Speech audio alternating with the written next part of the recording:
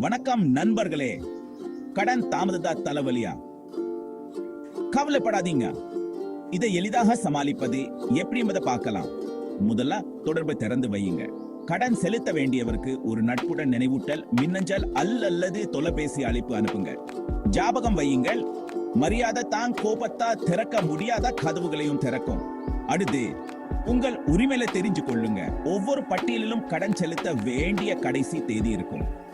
அந்த தேதியை தாண்டி விட்டா தாமத கட்டணம் ஏதாவது விதிக்க முடியுமா என்று உங்கள் ஒப்பந்த விதிமுறைகளை சரிபார்க்கும். இது வெறும் பணம் பெறுவது மட்டுமல்ல, உங்கள் உழைப்புக்கு மதிப்பளிப்பதும் ஆகும். கடைசியா அனைத்து தொடர்புகள் மற்றும் பரிவர்த்தனைகளின் பதிவுகளை வைச்சிருங்க. இது கடன் பிரச்சனைகளை தீர்ப்பதற்கு உதவுவது மட்டுமல்லாமல் சட்ட ரீதியான சிக்கல்களும் உங்களையே வலுப்படுத்தும். ஒழுங்காக இருங்க, அமைதியா இருங்க. கடன் விரைவில் வந்து சேரும்.